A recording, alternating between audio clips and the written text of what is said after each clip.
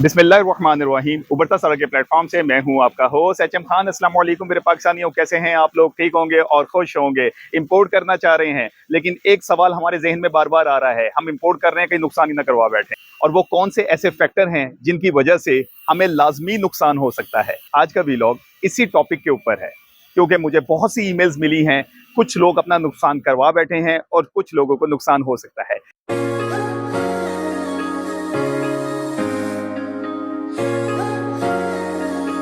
आप लोगों में से एक भाई का मुझे ईमेल आता है, चाइना में वो मौजूद हैं, सामान उन्होंने परचेज कर लिया है, उनके पास पैसे थे, यही उन्होंने पैसे अदा किए और सप्लायर से सामान ले लिया और उन्होंने पाकिस्तान में भिजवा भी दिया।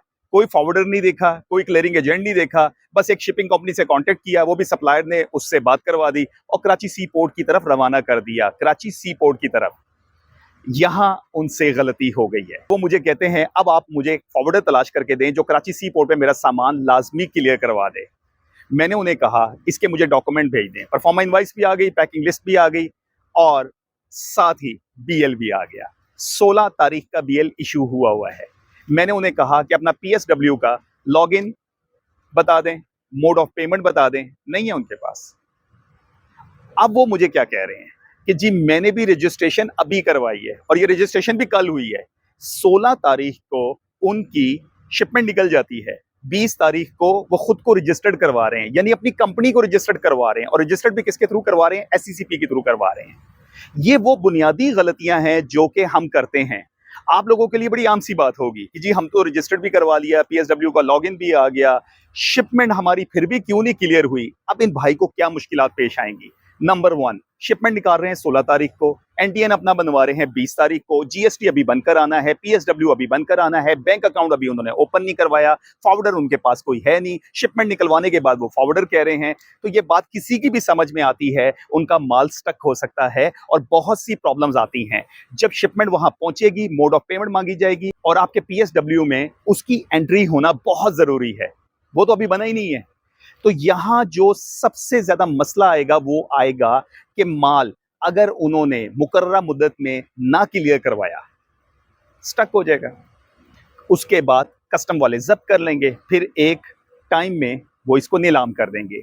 ये वो गलतियां हैं जो मैं बार बार इस चैनल में आप लोगों को कह रहा हूं, मत किया करें। फॉरवर्डर के थ्रू ही इंपोर्ट किया करें। और वो लोग जो ये समझते हैं कि हम माल को भिजवा पहले दें और बाद में रजिस्टर्ड करवा लें, ये क्राइम कर रहे हैं। वो इंपोर्ट में आप सबसे बड़ा नुकसान कर रहे हैं। माल आपका थोड़ा सा है, फॉरवर्डर के थ्रू कर लेना आप, वो अपना लाइसेंस इस्तेमाल कर ले, वो खुद ही क्लियरेंस करवा लेगा, आप तक पहुंच जाएगा। अक्सर लोग यहां से गलतियां करते हैं। अब इन साहब ने एक और गलती की हुई है, इन्होंने पार्टनरशिप अकाउंट खुलवाया है। यहां फिर आपको बैंकिंग कवानीन को भी देखना पड़ेगा, बड़ा कॉम्प्लिकेटेड केस है। और क्लियरेंस के दौरान भी इनकी तरफ से रजामंदी चाहिए होगी, किसी एक बंदे की तरफ से नहीं चाहिए होगी। फिर बैंक जब डॉक्यूमेंट भी रिलीज करेगा तो उसी टाइम रिलीज करेगा जब इनकी तरफ से रजामंदी चाहिए होगी। अब यहाँ बहुत से डॉक्यूमेंट्स भी इकट्ठे हो जाएंगे। दूसरा, ये इंपोर्ट के लिए एससीसीपी की रजिस्ट्रेशन जरूरी नहीं है।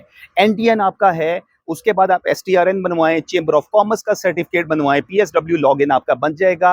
बिजनेस एड्रेस होना बहुत जरूरी है, उसी एड्रेस की बेस पे आपका बैंक अकाउंट भी ओपन हो जाएगा। आपने अगर ये चीजें पूरी कर ली तो फिर किसी चीज की आपको जरूरत नहीं है। ना ही आपको कोई ट्रेडमार्क चाहिए, ना ही कोई आपको एससीसीपी सर्टिफिकेशन चाहिए। इंपोर्ट का इन चीजों से कतई कोई ताल्लुक नहीं है। तो आप लोगों को मैं बार बार बता रहा हूं कि इंपोर्ट का प्रोसेस क्या होता है। प्लेलिस्ट में जाके देखें, हाउ टू इंपोर्ट, वहां प्रोसेस मौजूद है। अली बाबा पे सप्लायर से कैसे बात करनी है, आपके सामने वीडियोस मौजूद हैं। उसके अलावा 1688 पे हमने सोर्सिंग कैसे करनी है, वीडियो मौजूद है। और डॉक्यूमेंट्स कौन से चाहिए, उसके लिए भी वीडियोस मौजूद हैं। अब सवाल पैदा होता है, चाइना से हम छोटी इन्वेस्टमेंट में कैसे इंपोर्ट करें, क्योंकि लोगों के पास इतने पैसे नहीं है और वो समझते हैं कि इंपोर्ट में हमें फ़ायदा है। देखें, छोटी इन्वेस्टमेंट में इंपोर्ट करना तो कोई मुश्किल नहीं है। सोर्सिंग करनी है, अलीबाबा 1688 और इस तरह की मुख्तलिफ वेबसाइट्स, उनसे सोर्सिंग करें, फ्रेट फॉरवर्डर का बंदोबस्त करें, उस तक माल पहुँचाएँ, वो आप तक डिलीवर करवा देगा। यहाँ तो मामला हो गया ख़त्म। बात ये है, क्या आपको प्रोडक्ट सस्ती पड़ी? बिल्कुल नहीं पड़ेगी छोटी इन्वेस्टमेंट में, क्योंकि आपकी क्वांटिटी बहुत महदूद है और बहुत ही कम क्वांटिटी आपने मंगवाई है, पैसे बहुत थोड़े थे। आप समझते हैं कि इन पैसों से जब माल हमें डिलीवर हो जाएगा, हम इसको सेल कर देंगे और उसके बाद इन्हीं पैसों से हम डबल करके इसको आगे बेच लेंगे, जो कि हमारी गलतफ़हमी है। वो इस तरह क्योंकि मार्केट में कॉम्पिटिशन है। बहुत लोग इम्पोर्ट कर रहे हैं। फ़ायदे में वो हैं जो कि पूरा कंटेनर मँगवा रहे हैं और 13 से 14 लोग मिलकर इम्पोर्ट करवाते हैं, जो कि बहुत अरसे से काम कर रहे हैं। लेकिन लोगों को शौक पैदा हुआ है ऑनलाइन काम करने का। जब ऑनलाइन ऐप्स और वेबसाइट्स बन गई, लोग सस्ती आइटम्स के चक्कर में इम्पोर्ट करवा रहे हैं, छोटी इन्वेस्टमेंट में नुकसान खा रहे हैं। मालूमात ना होने की वजह से प्रोडक्ट बहुत ज़्यादा महँगी पड़ जाती है। ज़्यादातर लोग वो नुकसान उठाते हैं जो कि फॉरवर्डर के बगैर अपनी मदद आप के तहत माल मँगवा लेते हैं। इश्यूज़ क्या आते हैं? शिपिंग चार्जेस, वो उनको बता दिया जाता है, वो समझते हैं कि अब हमारे घर में खुद ही प्रोडक्ट डिलीवर हो जाएगी।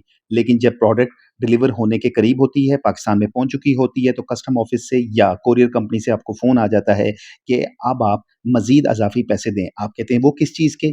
ये मालूमात वो भी आपको फ़राहम नहीं करते, बस एक पेपर दे देते हैं। जैसे एक बंदे ने मुझे कमेंट किया, उसने कहा जी शिपिंग चार्जेस 15,000 बताए गए, लेकिन अब 18,000 चार्जेस मुझे मज़ीद माँगे जा रहे हैं। वो किस चीज़ के हैं? भई वो टैक्सेस, ड्यूटीज़ और हैंडलिंग चार्जेस हैं, वेरी सिंपल। शुक्र अदा करें, माल तो मिल गया। इनको टर्म्स के ऊपर मुझे अक्सर लोगों ने ईमेल किए और कमेंट सेक्शन में जाके कमेंट भी किया है। एक लंबा टॉपिक है। मेरी जल्द ही इसके ऊपर वीडियो आएगी जिसमें मैं आपको ब्रीफ करूंगा ये इनको टर्म्स क्या होती हैं जो इंपोर्ट और एक्सपोर्ट में यूज होती हैं। मुझसे कोई सवाल करना हो, नीचे मेरा ईमेल एड्रेस मौजूद है, आप मुझे ईमेल कर सकते हैं। अपनी दुआओं में याद रखिएगा। फी अमानिल्लाह, पाकिस्तान जिंदाबाद।